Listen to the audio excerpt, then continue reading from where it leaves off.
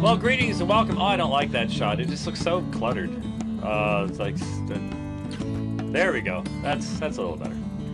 Good to be with you. Good to be back here in. Well, it's sort of good to be back here in Arizona. I mean, it's good to be home, but really enjoyed my time away. It was a long time away, and it's Colorado's beautiful. That's just all there is to it. We had at my evergreen home, and someone's going to say, he's got multiple houses. Well, no, I don't, but it is home away from home. My evergreen home, we have a hummingbird feeder on the back deck, and there was a hummingbird. I'm going to tell you something. When the sun was on this thing and it like flared itself, I have never seen a red-orange that bright and intense. In movies, on a computer screen, it doesn't matter. Wow. Just beautiful, beautiful bird. And mean as can be, because any other poor little hummingbird that wants to drink out of that feeder. Oh, man. But it was really neat to sit out on the deck and watch the thunderstorms going, except for the one where the lightning was like right on top of us and the rain started going horizontal. Then we sort of went in and said, eh. But had a great time up there. Had a great time in Santa Fe with the church there, Paul Scazafava, and then in Salt Lake City, the dialogue and everything there at Christ Presbyterian Church, and great time there. And of course, as most of you know, this is my month of you sort of cycle the crazy away, you know, and this is sort of the month where I do that. And I'm not done yet. I've still got some big climbs, but they're going to be at primarily low altitude. I'm going to do one climb that does go up to 9,000 feet. But when you're Colorado, what doesn't go up to 9,000 feet? So here in Arizona, that's sort of unusual. But spend a lot of time cranking away 10, 11, 12,000 feet above sea level. Yeah, that's too much fun. And if you didn't catch my Facebook article, last Saturday I did the Mount Evans Hill Climb, and top 40 finish in the Grand Fondo. And yet, just that shocked me that I did that well, because for 8 miles up that mountain, it was in the lower part from Idaho Springs up to Echo Lake, I was in this extended witnessing conversation at oxygen deficit. It's a new skill. You should try it. Get your heart rate right up to the anaerobic threshold and then witness. It's find out that the guy who's sitting on your tail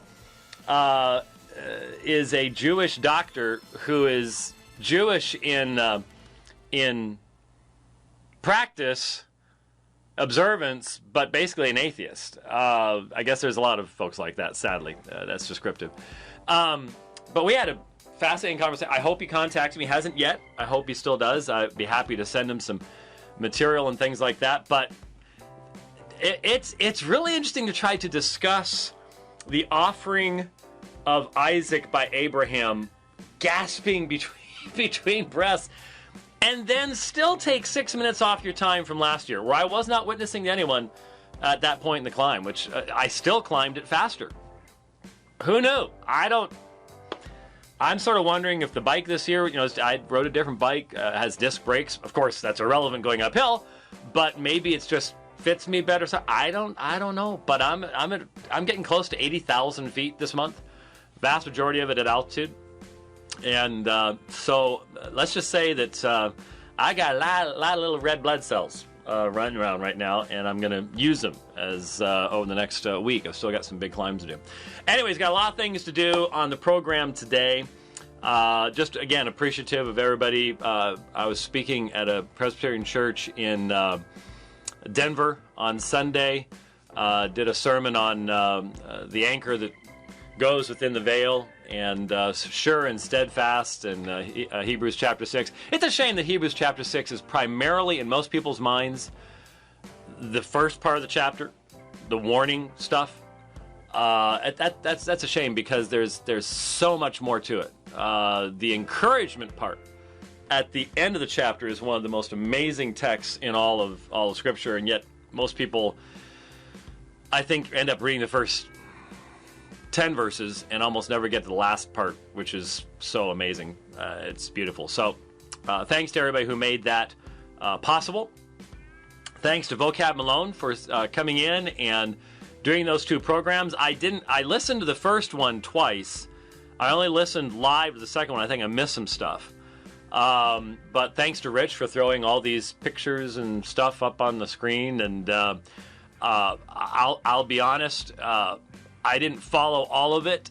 It got pretty in depth as to the history, but it's fascinating stuff. And Vocab has sort of fallen down the job. He hasn't sent me any links to any of the responses, so I don't know what the response has been.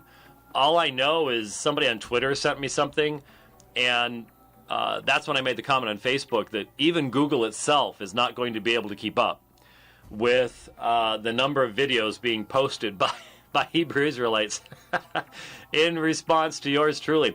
And that's what I forgot to do. I knew there was something I was forgetting to do. Maybe I'll do it next time. I was going to queue up. I even made sure it was in Dropbox. Sorry. Somebody was interrupting me before we got started. But I was looking at a GOCC video exposing my pseudo-scholarship and all the rest of this stuff. And it was based primarily upon misreading Wikipedia stuff. It's just like, oh my. But I do want to play a section about why we shouldn't trust J.B. Lightfoot's scholarship. And it'll just illustrate really what you're up against when trying to reason with the Hebrew Israelite folks. Yes? I was going to say, we have had some encouraging contacts that I've passed on to Vocab. But didn't pass on to me. No. Oh, okay. I don't think you would have understood them. I know I didn't. But he did, and Okay. and there's hopefully some conversations that can take place. Oh, and, yeah.